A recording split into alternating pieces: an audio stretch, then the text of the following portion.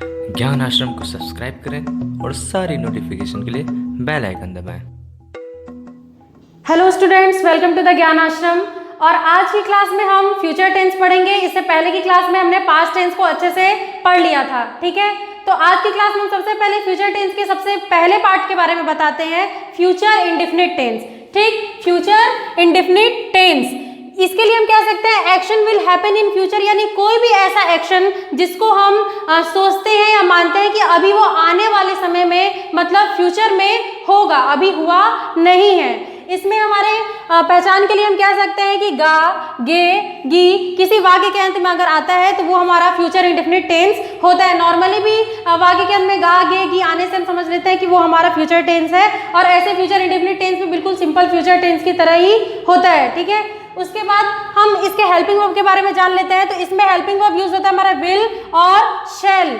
ठीक, विल और शैल के यूज के बारे में आपको अच्छे से क्लियर कर दिए हैं, इसको हम अच्छे से अभी आपको समझा देंगे। इससे पहले हम स्ट्रक्चर देख लेते हैं फ्यूचर इंडेफिनिट टेंस का।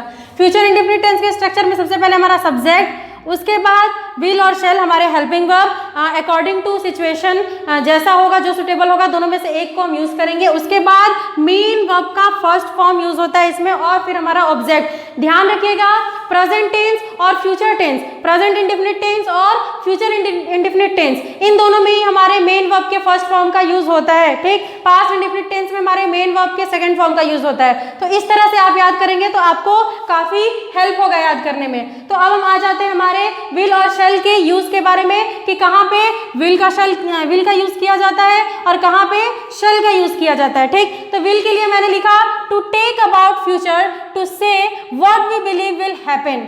ठीक, यानी फ्यूचर के बारे में कुछ ऐसा बताना, कहना कि हम किस चीज में विश्वास रखते हैं कि आगे आने वाले समय में क्या होगा। यानी हम नॉर्मली कह सकते हैं कि नॉर्मली कोई हमारा अफर्मेटिव या नेगेटिव सेंटेंस होता है, या नॉर्मल कोई सेंटेंस फ्यूचर के लिए होता है, तो अधिकतर वहाँ विल का ही यूज होता है, जिसको हम मानते हैं कि अभी आने वाले समय में, मतलब फ्यूचर में वो होगा। ठीक, दूसरा हम देख लेते हैं, रिक्वेस्ट के लिए भी अगर हमें यूज करना हो फ्यूचर इंडेफिनिट टेंस में हेल्पिंग वर्ब, तो वहां भी हम विल का यूज करते हैं। ये आपको अभी हम एग्जांपल के साथ बताएंगे तो आपको और भी ज्यादा अच्छे से समझ में आएगा। अब हम शैल के यूज के बारे में देख लेते हैं। तो फॉर ऑब्लिगेशन, ऑब्लिगेशन मतलब होता है हमारा कर्तव्य, यानी जहां ऑब्लिगेशन से रिलेटेड सेंटेंस होगा, जहां कर्तव्य से रिलेटेड बात की जाएगी, वहां पर हम शैल का यूज करेंगे। ठीक, इसका भी एग्जांपल अभी हम आपको क्लियरली दे देंगे। उसके बाद फिर सेकंड हमारा क्या है, for offer and suggestion with I and we. इसको ध्यान रखिएगा, इससे कंफ्यूज मत होइएगा। जो ये हमारा आई और वी है, इसके साथ अगर कोई ऑफर या सजेशन वाली फीलिंग आएगी का बोध होगा सेंटेंस में, तो और वो भी कब, जब वो क्वेश्चन फॉर्म में होगा, तो वहां पे हम शैल का यूज करेंगे सिर्फ आई और वी के साथ। अगर ऑफर या सजेशन हमारे यू या और किसी प्रोनाउन के साथ आते हैं आई और वी को छोड़कर, तो वहां पर हम शैल का यूज नहीं करेंगे, भले ही वो ऑफर या सजेशन ही क्यों ना हो। ठीक, तो इस बात को अच्छे से समझ लीजिएगा। अब हम नॉर्मली पहले आपको विल के एग्जांपल के साथ इसके सारे टाइप के सेंटेंसेस का एग्जांपल बता देते हैं, उसके बाद फिर हम आपको शैल के एग्जांपल के साथ इसको बताएंगे। तो ध्यान से समझिएगा, क्योंकि बच्चे अक्सर विल और शैल के यूज में कंफ्यूज हो जाते हैं। हम चाहते हैं कि आपको इसमें बिल्कुल भी कोई कंफ्यूजन ना हो, आप बिल्कुल अच्छे से समझ लें। ठीक, तो सबसे पहले हम एग्जाम्पल देखते हैं, जहां मैंने सेंटेंस लिया हिंदी में, वह कल दिल्ली जाएगा। ये एक नॉर्मल सेंटेंस है जिसमें बिलीव किया जा रहा है कि हाँ अभी आने वाले समय में ऐसा होगा, क्या, कि वह कल दिल्ली जाएगा। तो इसके लिए नॉर्मली हम विल का यूज करेंगे। तो देखिए कैसे बनाते हैं। सबसे पहले हम अफर्मेटिव सेंटेंस बनाएंगे, वह लड़के के लिए यूज हुआ है, इसलिए यहाँ हम ही लिखेंगे।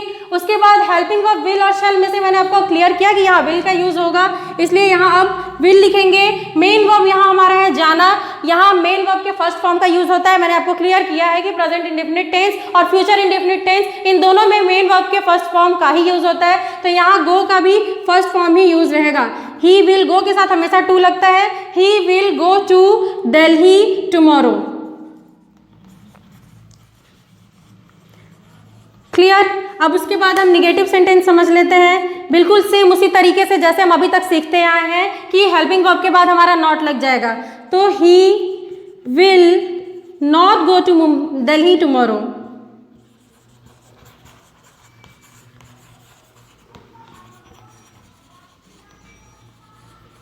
उसके बाद इंट्रोगेटिव दोनों टाइप का हम आपको क्लियर कर देते हैं, यस नो टाइप भी और डब्ल्यू एस टाइप भी। यस नो टाइप में क्या होगा, यही विल हमारा पहले आ जाएगा, तो will he go to Delhi tomorrow,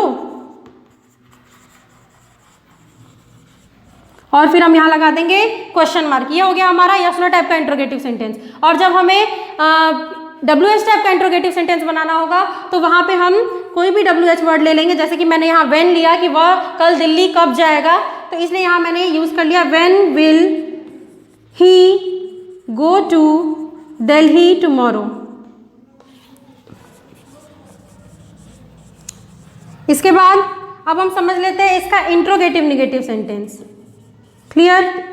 interrogative negative sentence में भी हम दोनों टाइप के इंट्रोगेटिव निगेटिव आपको बता देते हैं, यस नो टाइप का भी और WH टाइप का भी। तो हम क्या करेंगे, जो हमारा यस नो टाइप का नॉर्मल इंट्रोगेटिव सेंटेंस बना उसमें जहां भी सब्जेक्ट है उसके जस्ट बाद हम यहाँ पे क्या लगा देंगे, नॉट लगा देंगे। तो इसको हम यहाँ समझ लेते हैं, will he not go to Delhi tomorrow.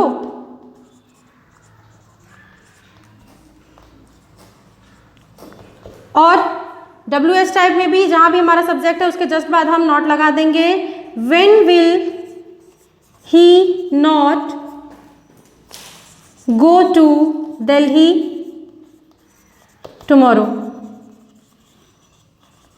ठीक, तो अब हम समझते हैं फ्यूचर कॉन्टिन्यूअस टेंस। ठीक है, फ्यूचर कॉन्टिन्यूअस टेंस के लिए क्या एक लाइन में हम समझ सकते हैं, continue action in future time, यानी कोई भी ऐसा एक्शन जिसमें हम बिलीव करें, जिसको हम सोचें कि वो आने वाले समय में कंटिन्यू रहेगा, यानी चल रहा होगा। ठीक, जैसे कि यहाँ पहचान के लिए हम ये भी समझ सकते हैं, जैसे किसी वाक्य के अंत में रहा, रही, रहे और उनके साथ गा, गे, गी आए, तो वह हम समझ लेते हैं कि वो हमारा फ्यूचर कॉन्टिन्यूअस टेंस है। जैसे वह जा रहा होगा, वह पढ़ रही होगी, वो खा रहे होंगे, ऐसा करके कोई भी सेंटेंस होगा जिसमें हम ये बिलीव करेंगे, ये सोचेंगे कि कोई भी एक्शन फ्यूचर में यानी आने वाले समय में कंटिन्यू होगा, तो वो हमारा होगा फ्यूचर कॉन्टिन्यूअस टेंस। ठीक, उसके बाद अब इसका हेल्पिंग वर्ब हम समझ लेते हैं, विल और शैल का यूज होता है इसमें हेल्पिंग वर्ब में, और साथ में बी के मूल रूप का, मेन रूप का यूज हो जाता है यहाँ पर। ठीक, बी हम आपको बताएं ये हेल्पिंग वर्ब है, जिसके ही पार्ट्स के बारे में हम पढ़ते हैं, बी, हैव, डू तीनों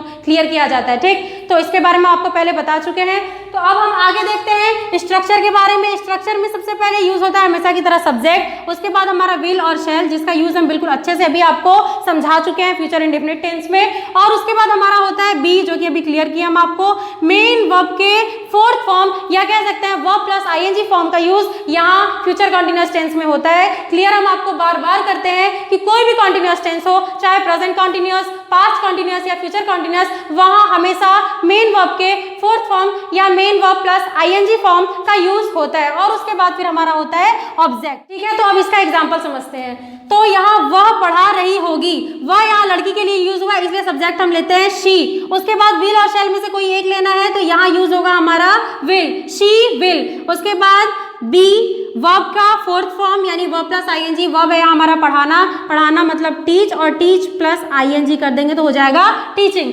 शी विल बी टीचिंग, वह पढ़ा रही होगी। यहाँ हमारा ऑब्जेक्ट आगे नहीं दिया है कि वह क्या पढ़ा रही होगी ऐसा कुछ, इसलिए हम ऑब्जेक्ट को रहने देते हैं। ठीक, उसके बाद निगेटिव सेंटेंस इसका बनाते हैं, तो निगेटिव में हमारा क्या बनेगा, she will not be teaching.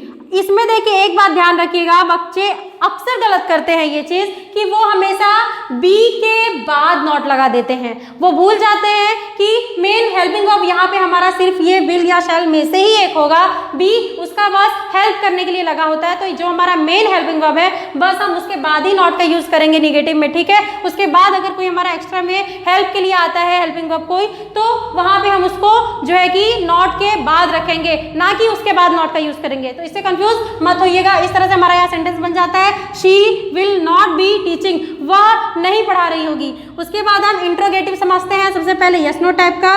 तो सबसे पहले हमारा यहाँ हेल्पिंग वर्ब पहले आ जाएगा, विल शी बी टीचिंग, क्या वह पढ़ा रही होगी। WH टाइप का इंट्रोगेटिव समझ लेते हैं, what will she be teaching, वह क्या पढ़ा रही होगी। उसके बाद इंट्रोगेटिव निगेटिव समझ लेते हैं, सबसे पहले यस नो टाइप में, will she not be teaching, क्या वह नहीं पढ़ा रही होगी। और WH में समझ लेते हैं तो what will she not be teaching, वह क्या नहीं पढ़ा रही होगी। इस तरह से हम इसके सारे एग्जाम्पल्स को इजीली समझ लिए हैं, ठीक है। तो अब हम पढ़ते हैं फ्यूचर परफेक्ट टेंस, ठीक है। फ्यूचर परफेक्ट टेंस के लिए हम एक सेंटेंस में समझ सकते हैं completed action in future time, कोई भी ऐसा एक्शन जिसको हम मानते हैं, सोचते हैं। देखिए आप एक बात ध्यान रखिएगा, अभी हम कोई भी पॉइंट, कोई भी टाइप बता रहे हैं फ्यूचर टेंस का, तो उसमें ये जरूर बोल रहे हैं कि हम सोचते हैं, हम मानते हैं। ऐसा बार बार इसलिए बोल रहे हैं क्योंकि फ्यूचर हुआ नहीं होता है, वो अभी होने वाला होता है, तो वो हमारी सिर्फ एक सोच होती है या हमारा मानना होता है, इसलिए हम बार बार ये बात बोल रहे हैं, ठीक। तो यहाँ भी completed action in future time लिखने का मतलब सिर्फ ये है जिसको हम माने, जिसको हम सोचे कि फ्यूचर में यानी इस आने वाले समय में ये काम या कोई भी काम हो चुका होगा, ऐसा बस हम मानते हैं, ठीक। इसलिए मैंने यहाँ लिखा completed action in future time, ये सिर्फ हमारा मानना है, इसे कंफ्यूज मत होइएगा कि फ्यूचर में वाला कोई काम कैसे कंप्लीट होगा, ठीक। उसके बाद अब हम इसकी पहचान के लिए हिंदी में समझ लेते हैं। जिस वाक्य के लास्ट में चुका होगा, चुकी होगी, चुके होंगे या लिया होगा, ली होगी, लिए होंगे, ऐसा कुछ वाक्य के अंत में आता है तो उसे हम समझ लेते हैं कि वो हमारा फ्यूचर परफेक्ट टेंस है, ठीक है। अब हम इसका हेल्पिंग वर्ब समझ लेते हैं। इसमें भी हेल्पिंग वर्ब विल और शैल का ही यूज होता है और साथ में यूज होता है हैव का। आप देखे होंगे हैव के रूप या हैव का यूज हमेशा परफेक्ट टेंस में होता ही है, चाहे वो प्रेजेंट हो, पास्ट हो या फ्यूचर हो, ठीक है। तो यहाँ भी हैव का यूज हुआ है हेल्पिंग वर्ब में। उसके बाद स्ट्रक्चर में हम समझ लेते हैं, हमारा सबसे पहले सब्जेक्ट आता है, फिर विल और शैल, जैसा कि यहाँ बताएं हैव का यूज हुआ, और उसके बाद ये सबसे बड़ा ध्यान रखने वाला बात है वर्ब का थर्ड फॉर्म। यानी वर्ब का थर्ड फॉर्म आपको क्लियर किए हैं कि प्रेजेंट परफेक्ट टेंस हो, पास्ट परफेक्ट टेंस हो या फ्यूचर परफेक्ट टेंस हो, वर्ब के हमेशा थर्ड फॉर्म का ही यूज होता है। जिस तरह कंटिन्यूअस में याद करने के लिए हम ये दिमाग में सेट कर लेते हैं कि कोई भी कंटिन्यूअस टेंस हो, फ्यूचर, पास्ट, प्रेजेंट, तीनों में से कोई भी मेन वर्ब के फोर्थ फॉर्म या वर्ब प्लस आईएनजी फॉर्म का यूज होता है। उसी तरह परफेक्ट के लिए भी हम याद कर सकते हैं कि परफेक्ट में चाहे वो प्रेजेंट का हो, पास्ट का हो, फ्यूचर का हो, मेन वर्ब के थर्ड फॉर्म का ही यूज होता है। यहाँ भी मेन वर्ब के थर्ड फॉर्म का यूज हुआ और उसके बाद हमारा ऑब्जेक्ट है। उसके बाद अब हम एग्जांपल समझ लेते हैं। एग्जांपल में मैंने हिंदी में लिया सबसे पहले वे क्रिकेट खेल चुके होंगे।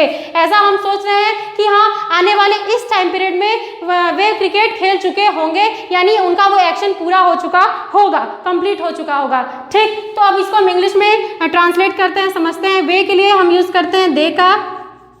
उसके बाद विल और शैल में से हमारा यहाँ यूज होता है विल, ठीक। उसके बाद हैव, फिर मेन वर्ब का थर्ड फॉर्म खेलना, तो प्ले का थर्ड फॉर्म होता है हमारा प्लेड, और ऑब्जेक्ट दिया हमारा क्रिकेट। वे क्रिकेट खेल चुके होंगे, ठीक। उसके बाद निगेटिव बनाते हैं, तो हेल्पिंग वर्ब के बाद बस नॉट लग जाएगा, तो they will not have played cricket.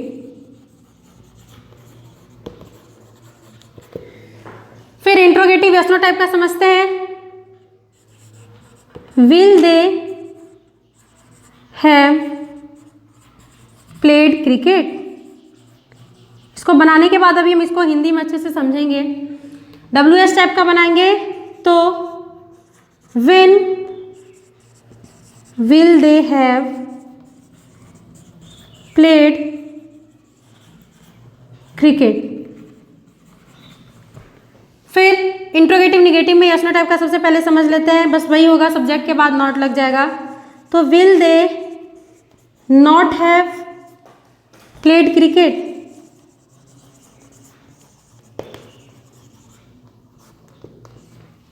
और WH में when will they not have played cricket. इसको हिंदी में अच्छे से समझ लेते हैं। They will have played cricket, way cricket खेल चुके होंगे। They will not have played cricket, way cricket नहीं खेल चुके होंगे। Will they have played cricket, क्या वे क्रिकेट खेल चुके होंगे। WH में when will they have played cricket, वे कब क्रिकेट खेल चुके होंगे। उसके बाद फिर इंट्रोगेटिव निगेटिव में will they not have played cricket, क्या वे क्रिकेट नहीं खेल चुके होंगे। और WH में when will they not have played cricket, way cricket कब नहीं खेल चुके होंगे, ठीक। और इसमें जैसे कि हम इससे पहले कॉन्टिन्यूअस में आपको बताया कि बी से कंफ्यूज मत होइएगा, ठीक उसी तरह यहाँ हैव से भी कंफ्यूज नहीं होना है कि अगर हम कहीं निगेटिव बना रहे हैं तो हैव के बाद नॉट लगा दे, ऐसा कुछ करके आप कंफ्यूज मत होइएगा। मेन जो हेल्पिंग वर्ब है आपका उसके बाद ही बस नॉट का यूज कीजिएगा, ठीक है। अब हम समझते हैं फ्यूचर परफेक्ट कॉन्टिन्यूअस टेंस, ठीक है। फ्यूचर परफेक्ट कॉन्टिन्यूअस के टेंस के लिए हम एक सेंटेंस में समझ सकते हैं halfly completed action and continue in future time, यानी कोई भी ऐसा एक्शन जिसको हम मानते हैं कि वो आने वाले समय में आधा पूरा हो चुका होगा और बाकी अभी कंटिन्यू भी होगा, लेकिन हाँ उस एक्शन की शुरुआत प्रेजेंट, पास्ट या फ्यूचर तीनों में से कभी भी हो सकता है। जरूरी नहीं कि वो फ्यूचर में ही स्टार्ट हो या पास्ट में ही स्टार्ट हो या प्रेजेंट में, तीनों में से कभी भी स्टार्ट हो सकता है। और आगे इसमें फ्यूचर परफेक्ट कॉन्टिन्यूअस टेंस में उसमें ऐसा बोध होगा कि वो एक्शन शुरू हो चुका है, आधा कंप्लीट भी हो चुका है और अभी कंटिन्यू भी रहेगा, ठीक है। तो इस टाइप के सेंटेंस का बोध जब होगा तो हम समझ लेंगे कि वो हमारा फ्यूचर परफेक्ट कॉन्टिन्यूअस टेंस है। अब उसके बाद हम इसकी पहचान के लिए समझ लेते हैं वाक्य के अंत में जब रहा होगा, रही होगी, रहे होंगे और साथ में समय का भी जिक्र किया होगा। समय मेन होता है हमारे इस फोर्थ टाइप में, चाहे वो प्रेजेंट का हो, पास्ट का हो या फ्यूचर का हो, सबका जब हम फोर्थ वाला टाइप यानी परफेक्ट कॉन्टिन्यूअस वाला टाइप पढ़ते हैं तो उसमें समय का जिक्र जरूर होता है, ठीक। तो इसमें भी उसी तरह समय का जिक्र किया हुआ है। इस तरह से हम इसका पहचान कर लेंगे कि ये हमारा फ्यूचर परफेक्ट कॉन्टिन्यूअस टेंस है। और अब हम समझते हैं इसके हेल्पिंग वर्ब को। हेल्पिंग वर्ब हमारा यूज होता है विल, शेल, दोनों में से कोई एक, साथ में हैव और साथ में ये बीन का यूज होता है। हैव देखिए आया है, हम आपको हमेशा से समझाए हैं जब भी फोर्थ वाला टाइप पढ़ा है कि जब भी ये परफेक्ट कॉन्टिन्यूअस वाला टाइप हम पढ़ते हैं तो उसमें वो परफेक्ट और कॉन्टिन्यूअस यानी परफेक्ट टेंस और कॉन्टिन्यूअस टेंस इन दोनों टेंस का जो है कि मिश्रण होता है, इसलिए यहाँ हमारा हैव का यूज हुआ है और बी के थर्ड फॉर्म बीन का यूज हुआ है, ठीक। अब हम आगे स्ट्रक्चर में समझ लेते हैं। स्ट्रक्चर सबसे पहले हमारा सब्जेक्ट, फिर विल और शैल, इन दोनों में से कोई एक जो भी सुटेबल होगा, इसका यूज हम अच्छे से आपको बता चुके हैं। उसके बाद हैव, फिर बीन और मेन वर्ब के फोर्थ फॉर्म का यूज होता है। मेन वर्ब का फोर्थ फॉर्म मतलब वर्ब प्लस आईएनजी, ये हम आपको क्लियर किए हैं, अभी बताए हैं कि कॉन्टिन्यूअस टेंस और परफेक्ट टेंस दोनों का मिश्रण होता है, इसलिए यहाँ हेल्पिंग वर्ब हैव और बीन हमारा किसके हिसाब से हुआ, जो परफेक्ट के रूल के हिसाब से होता है, जहाँ बी के थर्ड फॉर्म का यूज किया गया और हैव हमारा जो कि परफेक्ट में यूज होता है एज ए हेल्पिंग वर्ब, ठीक। और कॉन्टिन्यूअस है इसलिए मेन वर्ब के फोर्थ फॉर्म का यूज हुआ, वर्ब प्लस आईएनजी का यूज हुआ। उसके बाद हमारा आता है ऑब्जेक्ट। उसके बाद टाइम को बताने के लिए सिंस और फॉर का यूज किया जाता है। सिंस और फॉर का यूज बिल्कुल अच्छे से हम आपको समझा चुके हैं कि सिंस का यूज निश्चित समय के साथ और फॉर का यूज अनिश्चित समय के साथ किया जाता है। हम एग्जांपल समझते हैं। सेंटेंस में लिया है हम 2025 से नौकरी कर रहे होंगे, ठीक। यहाँ हम के लिए हम यूज करते हैं वी का, हेल्पिंग वर्ब विल सुटेबल है इसलिए विल, वी विल, फिर हैव और उसके बाद फिर बीन। और मेन वर्ब हमारा यहाँ करना, करना को इंग्लिश में बोलते हैं डू प्लस आईएनजी, डूइंग, ठीक। We will have been doing. उसके बाद नौकरी, job, we will have been doing job. Since, यहाँ सिंस का यूज इसलिए हुआ क्योंकि ईयर का नेम दे दिया है, ठीक। कब, 2025 में, ठीक। तो we will have been doing job since 2025, ठीक है। We will have been doing job since 2025, हम 2025 से नौकरी कर रहे होंगे। इस तरह से ये एग्जांपल हम अच्छे से समझ लिए। इसके जो बाकी के टाइप्स हैं सेंटेंस के, निगेटिव, इंट्रोगेटिव, इंट्रोगेटिव निगेटिव, और उसमें भी इंट्रोगेटिव और इंट्रोगेटिव निगेटिव का, यस नो टाइप का और डब्ल्यूएच टाइप का, दोनों टाइप का सेंटेंस आपको करके दिखाना है। करके सॉल्व करके आप हमें या तो कमेंट में भेज दीजिए या फिर आप टेलीग्राम में सेंड कर देंगे और अपना आंसर शो करेंगे। वहां पे बिल्कुल सही सही समझ के कीजिएगा क्योंकि सारा प्रोसेस आपको बता चुके हैं कि कैसे निगेटिव बनता है और कैसे इंट्रोगेटिव या इंट्रोगेटिव निगेटिव, ठीक है। तो उसको सॉल्व करके आप हमको भेज देंगे, ठीक है। Thank you, bye. और हाँ, वीडियो अच्छी लगी तो लाइक करें, सब्सक्राइब करें, शेयर करना तो बिल्कुल ना भूलें क्योंकि सबके लिए बहुत हेल्पफुल है। और इस तरह से आज हमारा पूरा टेंस चैप्टर कंप्लीट होता है और आगे की क्लास में, आगे की वीडियोस में हम आपको वॉइस पढ़ाएंगे, वॉइस का चैप्टर स्टार्ट होगा, ठीक है। तब तक के लिए थैंक यू, बाय। अच्छा सुनो, चैनल को सब्सक्राइब करो, उसके बाद घंटी बजा देना ताकि अगली वीडियो आपसे मिस ना हो पाए। Thank you.